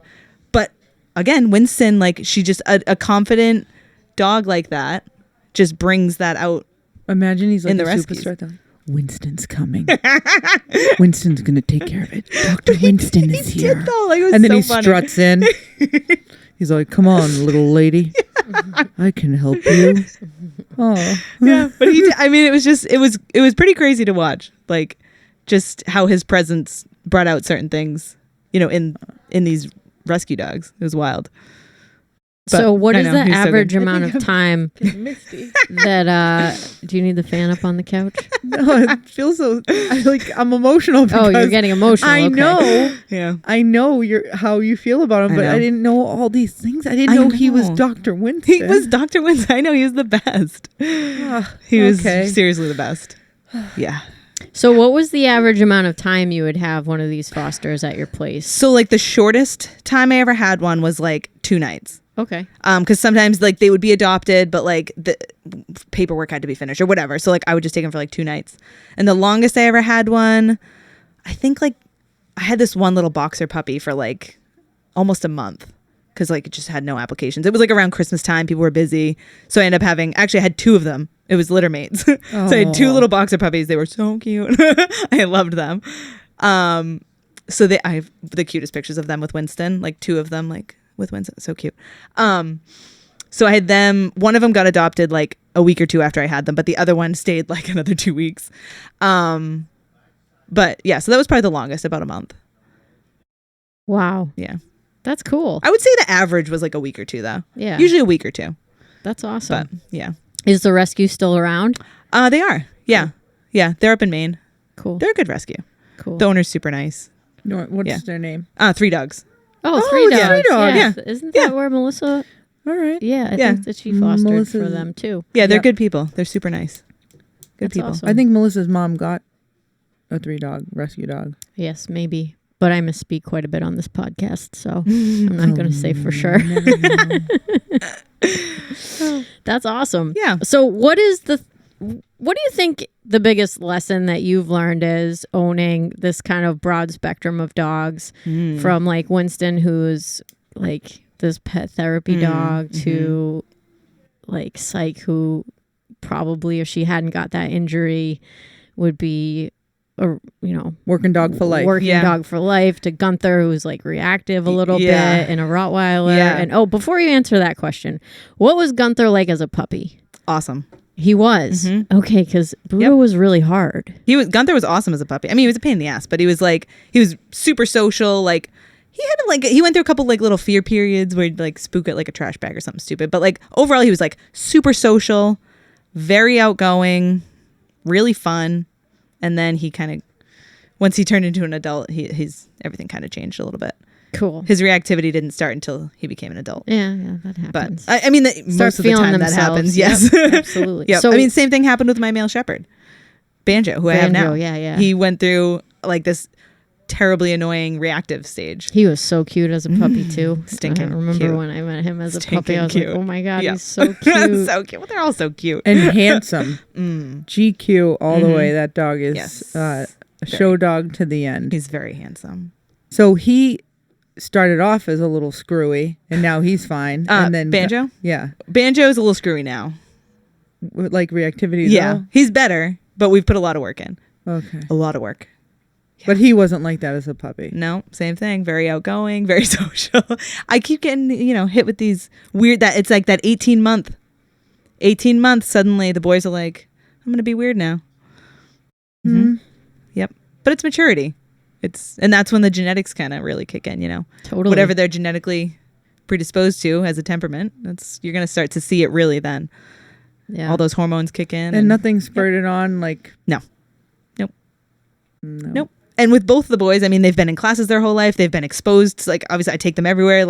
It's not for a socialization issue. Yeah. No, it's temperament. They make up their mind about something and they're like... But I mean, both of them are doing great with a lot of work. Yeah. I can take them anywhere, but it took a lot of work to get them. Yeah, there. you would message me. You're like, oh, I'm like, we had a great walk today. We're Yeah. You were like super positive. Yeah.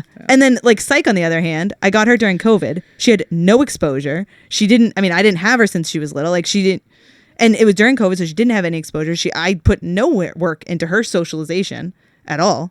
And she is bomb proof. Yep. It's genetic. She's completely bomb proof. I can take her anywhere. Anyone can touch her. She's social. She's fine. It's genetic. Yes, I had somebody ask me about Raven because Raven does not care about other dogs at all. Mm-hmm. You have reactivity and then you have neutral and then you have Raven. I mean, we were literally walking on the trail a couple weeks ago with a class and there was this guy with a Frenchie and he's coming down the trail and Raven is sniffing the trail and I had pulled over with the woman with her dog. So my focus was on the woman and her dog because we were in a class. And then I realized, oh shit, Raven's not here. So I look over and call her to me. Raven is literally as far away as I am from you. This Frenchie is straining on the end of the leash, doing the Frenchie thing. She didn't even notice the dog. I was like, okay.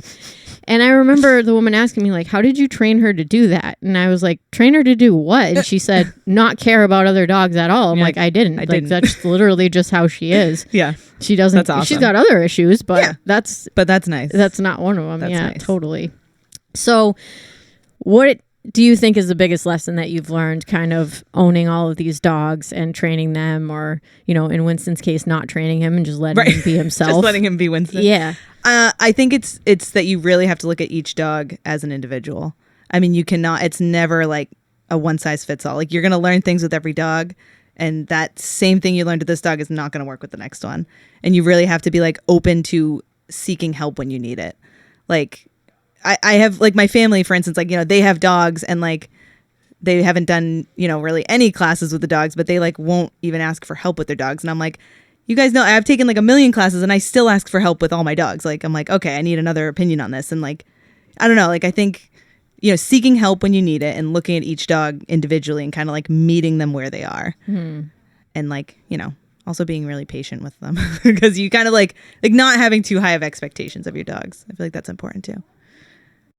Yeah. Wow. That's a great observation. Yeah. And something that I do say to my group classes, especially when we're in class with 4 or 5 other dogs, I always tell people, don't compare yourself to other people and what their dogs look like because somebody might have a really drivey, willing dog. And as you were describing Winston, I was actually thinking about Marley, the dog I brought up previously, because her owner brought her to tons of classes, group classes. Yeah. And Marley would participate, but similar situation, food's not really blowing her hair back. Toys aren't really blowing her hair back. She's being a good girl. She's just sitting there being neutral. And finally I just said, this dog just likes to be around you and she likes running around off the leash and she's trained. Good job. Yep. Don't compare yourself to what other people are doing, flashy, fast healing or something like that, No. You gotta train the dog in front of you and just like you said, you can't compare. You can't compare them. They're all different. Yeah, individuals. I love that.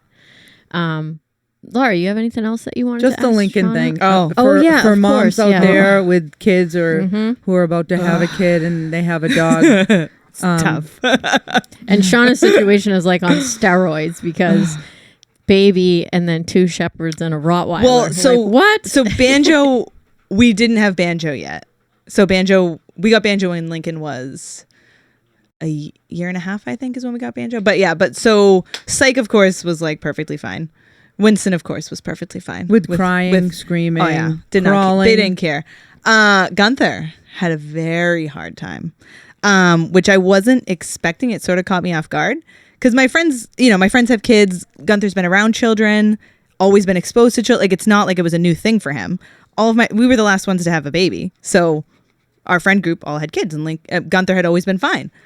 Was he always present when they were walking around like little drunk people? Yeah. Oh, okay. Yeah. He thought they were great. He thought they were fabulous. He loved kids, or, he had been, like I said, he'd been around a bunch of children. Mm-hmm. When I brought Lincoln home, suddenly Gunther wanted to eat him. I was fresh out of the hospital with a little baby. Oh my and Gunther God. was like, "What's that squirrel you got in your arms?" Oh, good. I was like blown away. I could not believe that that was his reaction. I was truly blown away. So obviously they were separated.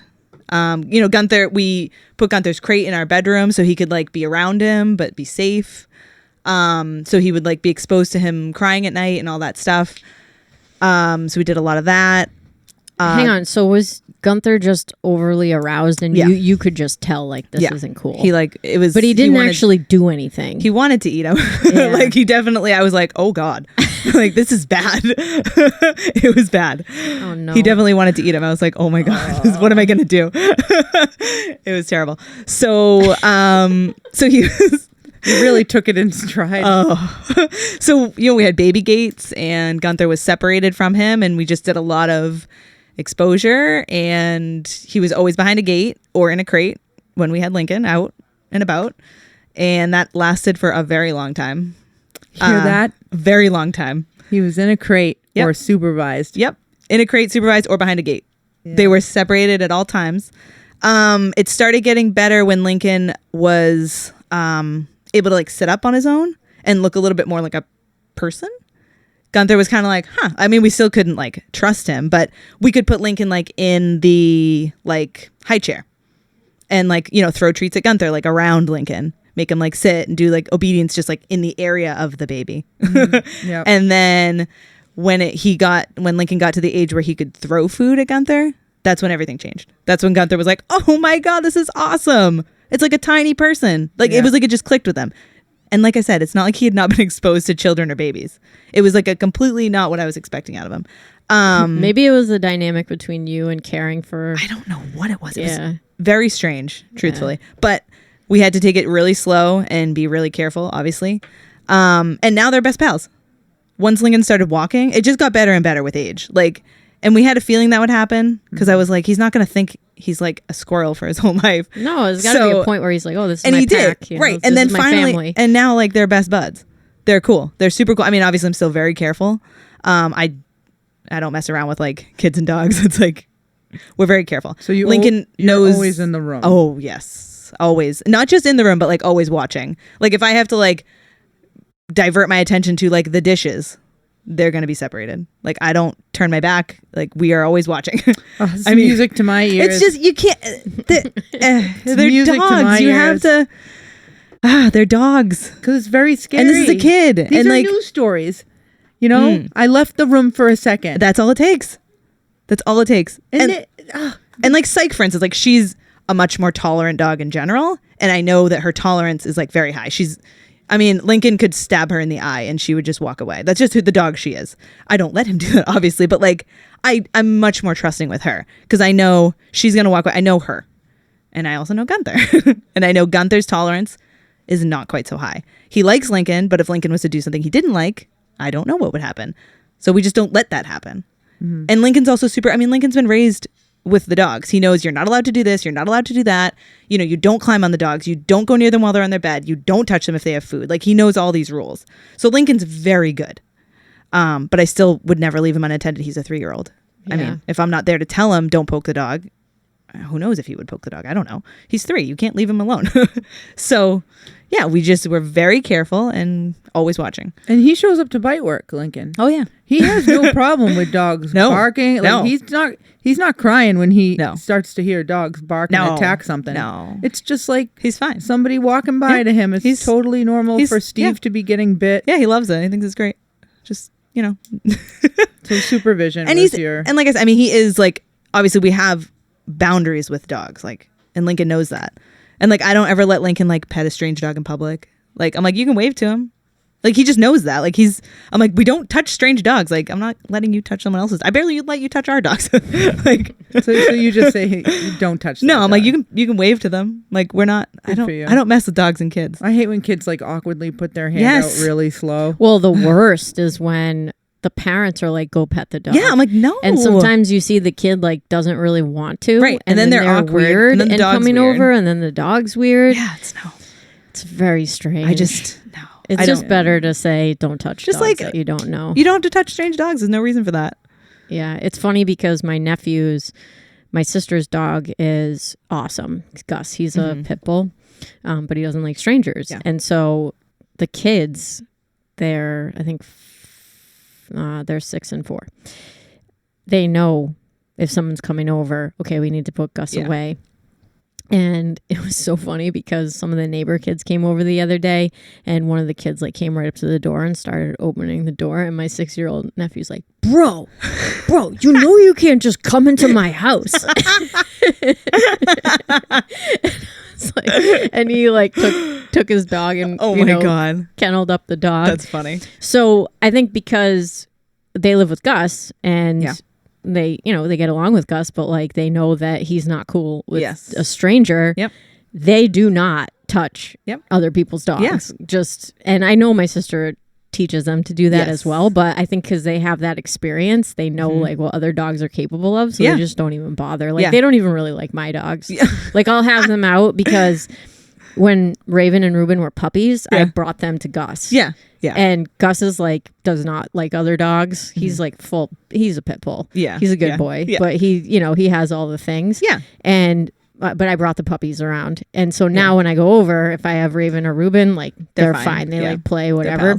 Not Buddha. No, I didn't bring Buddha when he was a puppy. No. Buddha. But the kids, like if we're all in the yard playing, they don't even pay any mind to my dogs. Yeah. They just absolutely, it's like they're not even there. And I'm like, this is amazing. That's how they should I wish that all the kids were like this. Yes. It's so great. Yep.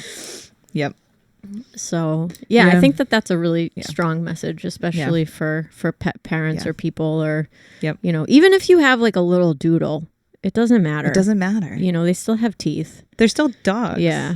And they can do a lot of damage to a small child. Babies make me nervous. Yeah. Even Birdie. Even with Buddha makes me nervous. Yeah. We had this little, what kind of dog is Birdie? I don't even know. She's tiny. She's like 5 pounds. Cockapoo. Okay. So cute. I'm sitting in the yard with this dog, right, in the chair, and beyond the fence, she sees a squirrel jump from the tree to tree. And she's in my arms, lift up her paw, and start growl. And she's then 5 pounds. Jumps off the chair. So in my mind, I'm thinking, this dog believes that she can go get that thing and kill it. And she's 5 pounds. Stop it. Like, they're not stuffed animals. No, they're not. Even the ones that act like stuffed animals. Right. They have like that little thing has a little edge to her. And she's so on defense. If a dog comes up to her and she thinks it's going to squash it, she'll scare it. Doesn't matter the size. That's amazing. If Birdie tells you to go away, you go away. And if I'm holding her, like she'll even try to resource guard me. I'm like, stop it. Cut it out, Bird. And she has a snaggle tooth too. Stop it. So she's like so pretty with the gun on her holster. Like Birdie's got a gun. Like, so cute. I would never trust. I don't think I wouldn't trust Buddha around a newborn. No, because we have a few that come in my mom. A few that come in the house, and he's fine until they start crying. Yeah, and then he's frantic, running from the crying baby to a human. Yeah, to an adult. Like, what the hell? Yeah, fix it now. Fix it. Then one time, a kid like a wind-up toy at the library when Buddha was doing a therapy visit. This is one of the reasons we don't do it. This lady put this baby down. I have never seen a baby move so fast with that diaper swooshing from side to side at a speed that you think they fast forwarded. Oh my God. And Buddha hit the end of the leash. And I said, excuse me, I'm just going to walk outside for a minute. And then I said, if you want to have the baby in here. This is when I stressed to the library, you need to put an age limit. Yeah. We are fine with 3 and up. Yeah. Like he hangs out with all these young children that come here. I cannot have this motorized wind up baby with a diaper scooting all over the place. No. He looked at it like it was a squirrel. Mm-hmm. And he didn't even care about squirrels. Right. He looked at it like, but it's like, he wanted it. Yeah. And I was like, if I had let go of this leash, what would have happened? Right. It's not something I want to find out. No. I'm not going to let go of the leash, guys. No. And sacrifice a young child. Like, if anything, he would have definitely stepped on the kid. Yeah. I'm not doing it. Yeah. Mm-hmm. 3 and up. And then you have a situation where if the dog steps on the kid and the parents are like, well, the dog didn't mean to do it. And it's just like, but they weigh 90 pounds and your child weighs 15 pounds. Like, come on, let's just use the common sense here. Right. Right. You know? Right. And it's just easy enough to keep them separate. It's really not that hard to keep them all separated. Once you get into the flow of it, it's very easy. It is. Yeah. Yeah. I mean, just get into a routine and that's what you do. That's it. And then soon enough, like you said, they're like 3 and then they're normal. And then the dogs don't really care because then they're like a normal small human.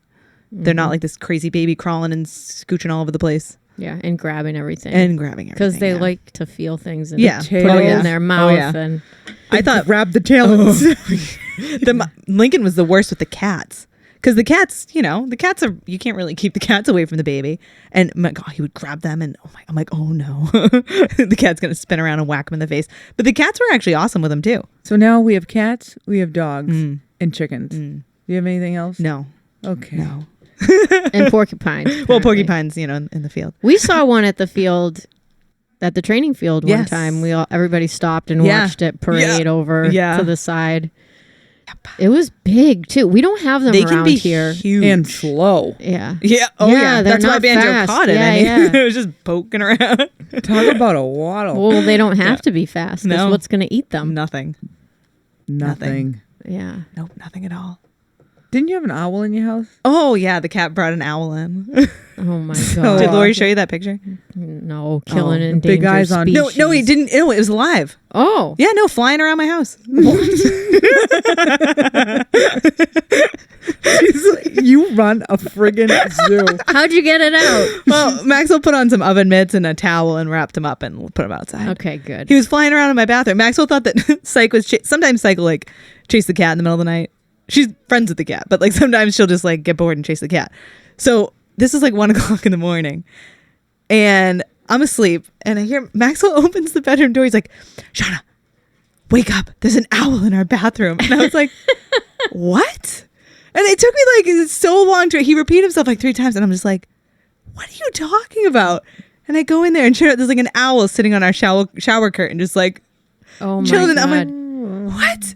It's like 1 in the morning. So we had to like catch the owl, release the owl. He was fine, but the cat dragged him in through the cat door. Wow. He's dragged other things. We get bunnies in the middle of the night. There'll be bunnies hopping around my bedroom in the middle of the night. Oh, he's terrible. He's terrible. He's so bad. But here's the thing, right? So we put the cat door in because if you don't have the cat door, the cat will jump onto the roof and scream in our bedroom window until we open the window. So we had to put the cat door in so he can come and go because otherwise he just torments us. Wow. So it's awful. It's awful. Live bunnies just bouncing around our bedroom at 1 in the morning. Dead things? You get dead things? Oh, we get dead things every morning. He always leaves us gifts. In the house? Oh, yeah. See, I can't do this. It's awful. No, you tell me about stuff and then she takes pictures. This is what Shauna does because she knows who I am as a person. And she's like, well, looks like it's mud season. And she sends me, the dogs are like just caked in mud. And she's like, isn't it great? And I'm like, how do you deal with that all the time? I don't know. How do you get them like, it's awful. You do have to hose them down every time they come in the house? Well, if you let them dry on the porch, they shake it off. You can kind of brush them off. But you can't let them in soaking wet, But it's mud season. It's mud season. All the our time. yard is like, you should see our yard during mud season. It is not like a normal yard on mud season. It's a different level. It's like March, April.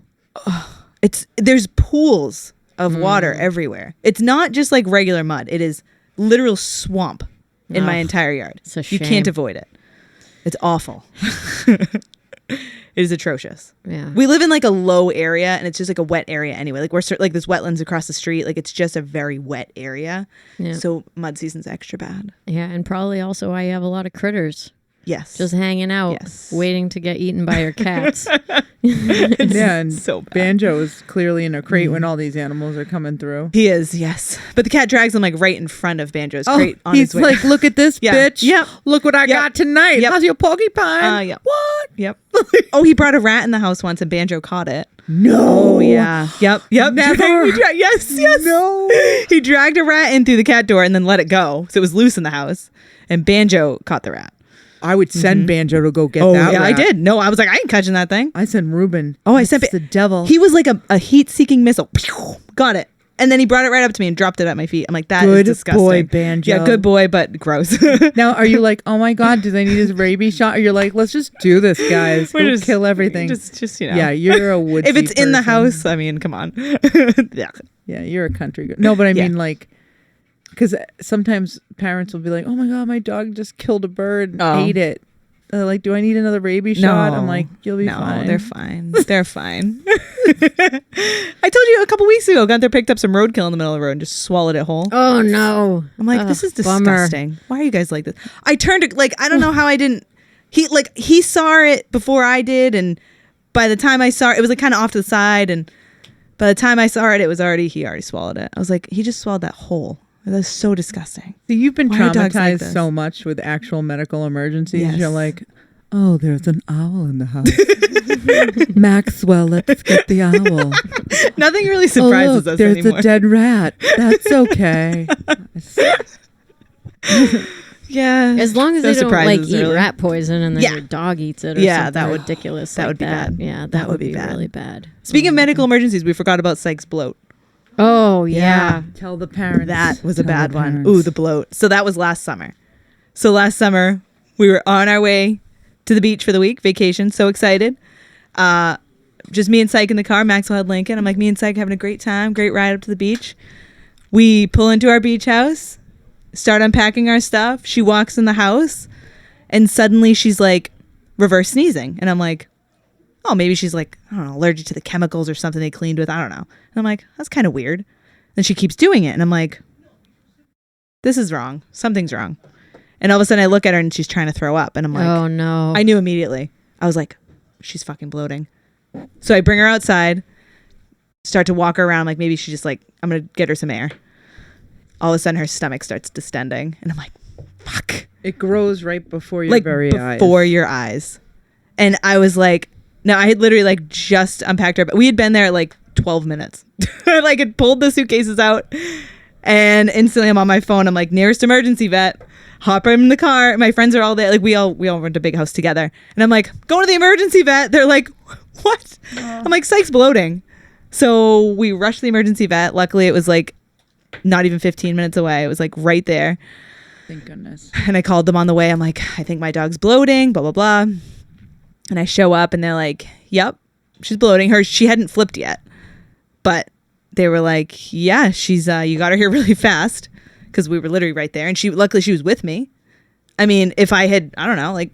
Yeah, if you'd gone to the beach without her. Anything. Something could have happened while you were gone and she would have just died. Yep. So luckily it happened literally right in front of my eyes.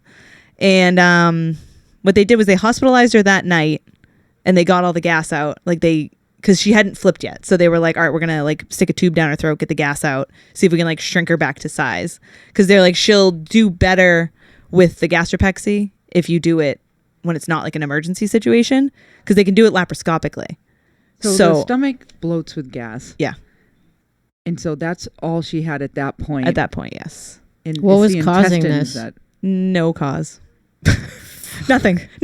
And that's I'm like, That is I'm like, what's brutal. going? Because obviously you're not supposed to like feed them and let them too run around. fast, drink water, run around, this and Nothing. She was in the car riding, and we got out of the She car got her and head went out in the the house. window? No, she was laying down nicely in the back, that. Wow. not doing anything. That's got out of the car, brutal. went into the beach house. That's it. And the car ride there was like 2 hours, so she's just chilling, sleeping. Wow. And then reverse sneezing, and then she tried to And throw then up. she tried to throw We up. brought her outside. Gas starts to fill her whole stomach, and then you found out the intestines hadn't flipped. They hadn't flipped yet, yeah. If I didn't get her there in time and they weren't able to relieve the gas, then what? Then it would have flipped. So what happens is it keeps flipping and flipping. It keeps filling and filling. And once it gets too full, it flips. Now, if it flips, is it too late then? Then you have to do an emergency pexy. So they go in, cut her open, tack her stomach. Okay. So then it becomes an emergency pexy.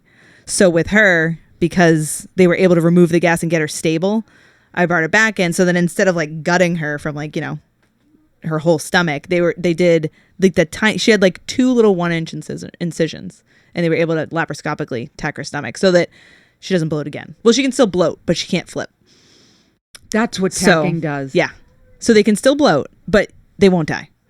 You'll just have to bring them in and like relieve the gas. But this is ridiculous, but I didn't know that. I was like, I was like, there's still a chance of them getting bloat, but they won't die from it. But they won't get the tacking from it. Yeah. They won't get the flip, which is what is the killer of that. And so they had told me when this happened, they basically said it's like something crazy, like a 75% chance that she'll bloat again after they bloat once. So they're like, you have to do the pexy, because like, what are the odds that she's going to be right in front of me again when it happens? Like, odds are about 0 that she would be like right next to me when she starts to bloat again. Like, I work long days. Like some days she's home alone. Like if that would have happened when I work a long day, I would have come home to a dead dog. Yeah. So I'm like, I don't have a choice but to like do the pexy. So you did it. Yep. Did you enjoy the rest of your vacation? Well, it's kind of hard to. So she went into the hospital on the first day we got on vacation. She was in there for like 24 hours. Then I got her back out, and then I had to bring her back for the surgery like the next day. So half my vacation was spent driving back and forth to the emergency vet. And then of course she's on like crate rest for the rest of the week. So it was fun. Oh my God. Damn it. But she had a great vacation this year. Good. Mm-hmm, she did. She got to run on the beach. She was so excited. It's awesome. Yeah. I'm like, well, that makes me want to tack every dog. Yes. So if you do it like, preventatively. Did you? I mean, the recovery was amazing. Not yet. I do plan on it though. You do plan on it. I do plan on it. Did you tack Gunther? I did not, but Gunther is only going into the vet for very serious things at this point in his life. Is he an asshole at the vet? He's horrible. He has to be completely knocked out for anything.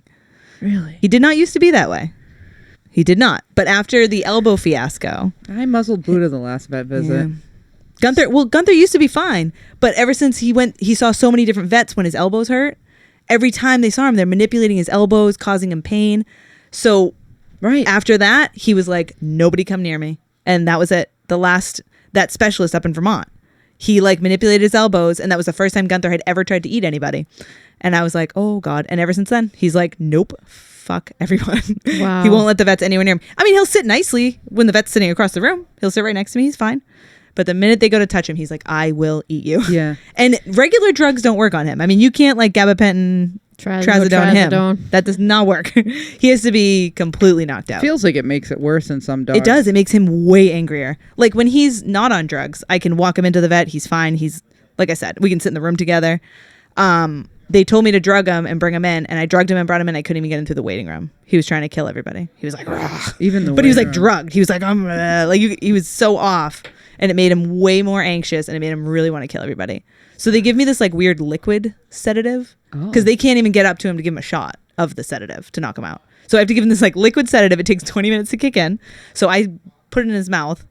And then he falls asleep on my lap, and then they come in and do his vet work. Wow. Yeah. Well, thank God they have something like that. They do, yeah.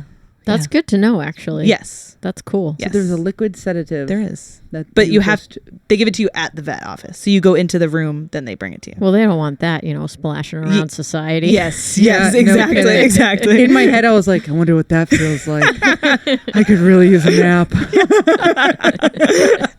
A little for you, one for me, and one for my homies. Makes sense. Yeah. Well, Shauna, this has been awesome to talk to you and for me to get to know you a little better because I didn't know half this stuff. I know Lori probably does. So. Some, not all. So thank you so much for sitting down with us. Yeah, thank you. This is like perfect. This is exactly what the podcast is supposed to be all about. So thank you. And thank you for listening. If you're into what you're hearing, feel free to like, subscribe, and share the podcast with your friends. And you will hear from us next time. Bye-bye.